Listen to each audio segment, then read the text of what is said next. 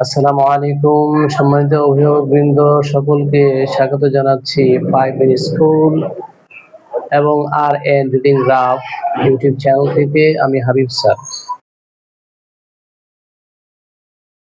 আমার আজকে হচ্ছে দ্বিতীয় পর্বের ক্লাস। আজকে আমরা আলোচনা করতে যাচ্ছি বর্ণ আ নিয়ে। তো গত পর্বে আমি দেখিয়েছিলাম কিভাবে অ লিখতে হয় নির্দেশনা অনুসারে। আজকে আমি আ কিভাবে লিখতে হয় সঠিক নির্দেশনায় সেটা দেখাতে যাচ্ছি। তো যে সমস্ত অভিভাবক বৃন্দ আপনারা খাতা কলম নিয়ে বসে আছেন, সকলকে খাতা কলম হাতে নিয়ে প্রস্তুত হওয়ার জন্য বিনীতভাবে অনুরোধ জানাচ্ছি। কেননা হাতে কলমে শিক্ষা করলে এই কাজটা আমাদের জন্য সকলের জন্য সহজ হয়ে যায়। তো চলুন শুরু করা যাক কথা না বাড়িয়ে। আজকে আমাদের বর্ণের প্রতিপাদ্য বিষয় হচ্ছে কিভাবে আমি আ লিখতে পারি। তো আ লিখতে গেলে প্রথমে আমাদের যেই কাজটা করতে হয় সেটা হচ্ছে বর্ণের মাত্রা।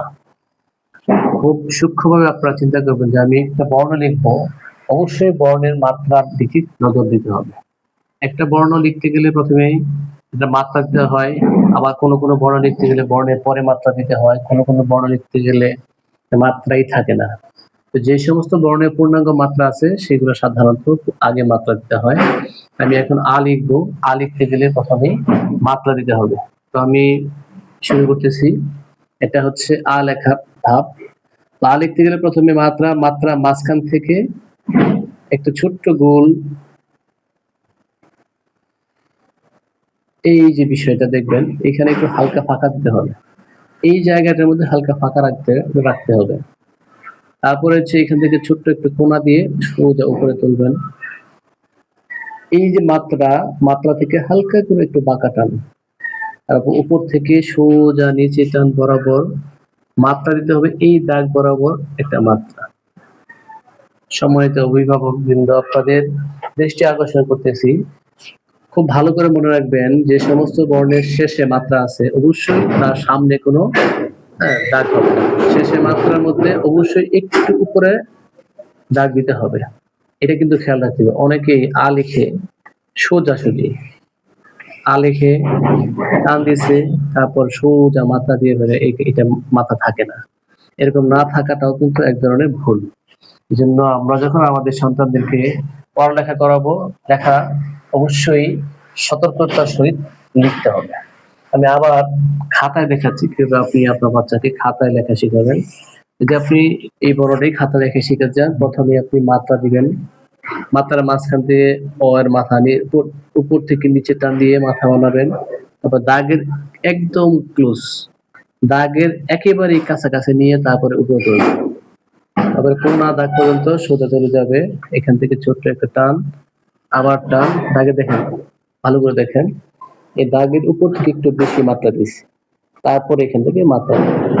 তাহলে আমি কি দিলাম নির্দেশনা? 1 নাম্বার হচ্ছে মাত্রা, 2 নাম্বার গোল টান, 3 নাম্বার হচ্ছে এই গোল টান, 4 নাম্বার মাথা, 5 নাম্বার নিচ থেকে উপরে, 6 নাম্বার দিলাম এটা, 7 নাম্বার উপর থেকে নিচে।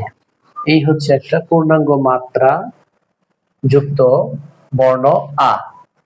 তো আশা করি আপনারা সকলেই বুঝতে পারছেন। আ লিখতে গেলে যে ধরনের ভুলগুলো হয় এটা হচ্ছে সাধারণত আমাদের বাচ্চার লেখার সময় ভুল করে ফেলে তাড়াতাড়ি। তো এই ভুলটা না করে যদি সে একটু নিচের দিকে আইনা ভুল করে, তাহলে কিন্তু বর্ণের আর ভুল হওয়ার সম্ভাবনা থাকে না। খুব মনোযোগের সহিত দেখবেন, আ লিখতে গেলে যেন অবশ্যই একটু নিচের দিকে টান দিয়ে তারপরে ভুল করে, যেন সে এরকম ভুল না করে। অবশ্যই এই বিষয়টা খেয়াল রাখবেন। তো আশা করি আপনারা ইতিমধ্যেই কিভাবে আ লিখতে হয় সেটা বুঝে গেছেন। তো যদি এই ক্লাসটা আপনাদের ভালো লেগে থাকে তাহলে আপনারা অবশ্যই লাইক, কমেন্ট, শেয়ার দিয়ে রাখবেন এবং আমার এই ভিডিওটি ফেসবুকে বেশি বেশি শেয়ার দিবেন। তো পরবর্তী ভিডিওর জন্য সকলকে আমন্ত্রণ জানিয়ে আজকে এখানে শেষ করতেছি। আসসালামু আলাইকুম ওয়া রাহমাতুল্লাহি ওয়া বারাকাতুহু।